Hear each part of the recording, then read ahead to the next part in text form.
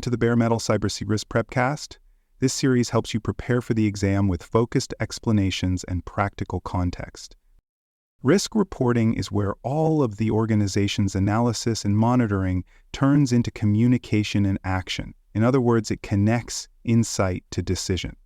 No matter how advanced your data collection or analytics may be, if the results aren't clearly communicated to the right people, they cannot guide behavior. In other words, data without clarity leads to inaction. Good reporting transforms metrics into visibility, accountability, and strategic alignment. In other words, it gives risk data a purpose and a voice. When tailored correctly, reporting allows stakeholders to act quickly and confidently. In other words, clear reports enable fast, informed choices. C-risk professionals are expected to understand what to report, to whom, and how to make that information actionable. In other words, reporting is a governance responsibility. On the exam, weak or misaligned reports often lead to scenarios where risks are misunderstood, ignored, or prioritized incorrectly. In other words, bad reporting results in mismanagement. Answers that reflect structured reporting with audience alignment and governance clarity are usually the best choice. In other words, good reporting connects to business results. Different audiences require different risk and control reporting styles. In other words, one size does not fit all. Executives and board members need high-level summaries that highlight strategic risk movement, risk appetite status, and directional trends. In other words, they want to see big shifts, not granular details. Risk committees need deeper insight, what treatment actions are underway, how key risk indicators are performing, and whether emerging risks are being addressed. In other words, they are focused on context and forecasts. Control owners are focused on detailed metrics, such as key control indicators, control failure rates, and test results. In other words, they want to know if their responsibilities are working. Business units need insight into how controls affect daily operations, what escalations are triggered, what action is required, and where support is needed. In other words, they care about impact on productivity and resources. The C-risk exam rewards answers that match reporting format and language to the needs and decision-making authority of each group. In other words, fit to audience equals effectiveness. For more cyber-related content and books, please check out cyberauthor.me. Also, there are other podcasts on cybersecurity and more at baremetalcyber.com.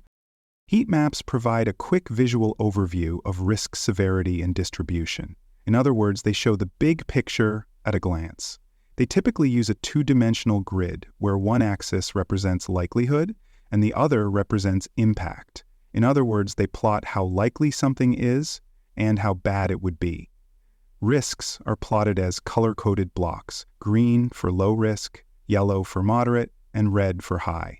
In other words, color makes risk visible. Heat maps help prioritize action and communicate risk posture to executives without diving into technical detail.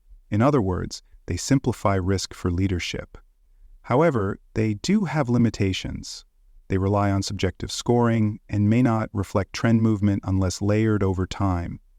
In other words, they freeze risk in time unless actively updated. On the exam, heat maps are often the right answer when you need to show high-level risk exposure or need a communication tool for senior leadership.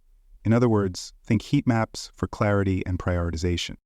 Risk scorecards offer a more structured view of performance. In other words, they track metrics across time in a format that encourages trend analysis.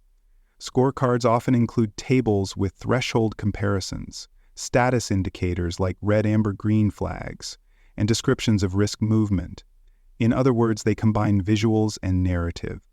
They are used in periodic risk reviews, especially when leaders need to know which risks are improving, worsening, or remaining unchanged. In other words, they help with trend recognition. They also show the status of treatment plans and link metrics to owner responsibility. In other words, they connect performance to accountability. If the exam scenario asks which risk is trending upward, or what has changed since the last report, scorecards are a strong candidate. In other words, they answer the question, what's happening now? They offer historical depth, ownership visibility, and a pathway to follow. In other words, scorecards support oversight and escalation. Dashboards are interactive real-time reporting tools. In other words, they enable dynamic risk monitoring. Dashboards typically pull from multiple sources: risk registers, KRI trackers, control monitoring tools, and present the results in customizable formats. In other words, they create a unified view across systems. Users can filter by owner, department, time frame, or status to get the view most relevant to them. In other words, dashboards support personalized visibility. Dashboards are best for organizations with active risk management programs that require live updates and immediate visibility. In other words, they are ideal for fast-paced decision-making. They also enable automation, updating thresholds, sending alerts, and providing drill-down capability. In other words, dashboards reduce delay and boost responsiveness. On the CRISC exam, dashboards are often the best choice when stakeholders need current data to make quick, well-informed decisions. In other words, dashboards equal action. Choosing the right reporting format depends on audience, purpose, and decision timeline. In other words, context drives design. Use Heatmaps for strategic visibility and executive briefings. They communicate overall posture. In other words, Heatmaps give a clean summary. Use scorecards when you need to track progress, highlight trends, or compare metrics against thresholds. In other words, scorecards help measure and report evolution. Use dashboards for real-time operations, active monitoring, and drill-down analysis. In other words, dashboards show what's happening now and why. Good reports are layered. They present a summary first and then provide details underneath for those who need them. In other words, they are structured for both scanning and study. On the exam, answers that show format, fit to purpose, clarity, and stakeholder alignment are typically correct. In other words, smart reporting matches what people need with what they receive.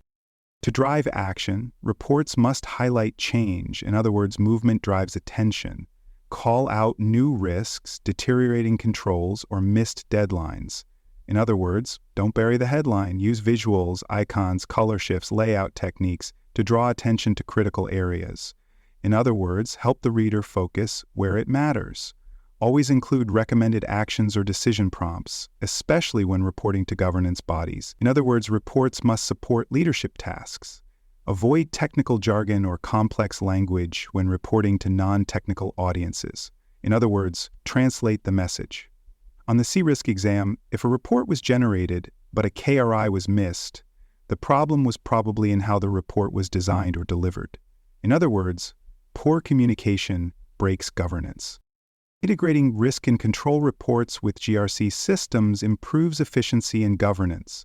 In other words, it keeps data and action in sync. Pull data directly from risk registers, control libraries, and key risk indicator systems. In other words, use a single source of truth. Set alerts that trigger when thresholds are breached and create automated workflows that prompt follow-up. In other words, turn detection into direction. Use subscriptions and version control to ensure that stakeholders receive the most current reports. In other words, ensure that people see the latest insights. Link dashboards to reports for further exploration. In other words, go from summary to detail with a click. On the exam, gaps in report distribution, delay, or data inconsistency often signal missed automation or integration opportunities. In other words, if reporting fails, check the system setup. Reporting must be consistent and decision simplified. In other words, it must align with governance needs. Avoid inconsistencies in format or terminology across teams. They confuse leadership and weaken trust.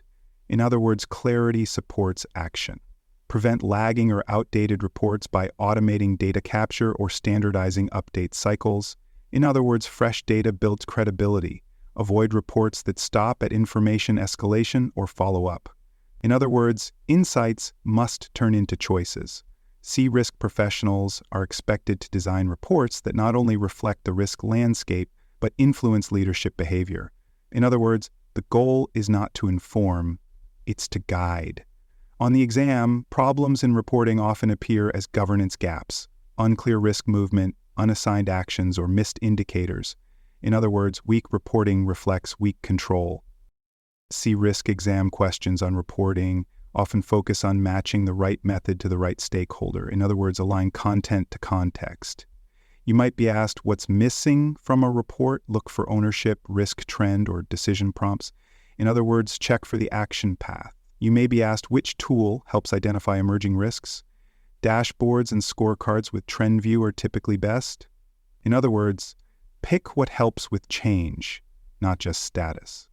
If a risk was missed, look for delays, format mismatch, or buried insight. In other words, the structure failed. The best answers reflect decision-enabling visibility, audience fit, and traceable governance integration. In other words, reporting that empowers the right person at the right time in the right way. Thanks for joining us for this episode of the Bare Metal CRISC Prepcast. For more episodes, tools, and study support, visit us at baremetalcyper.com.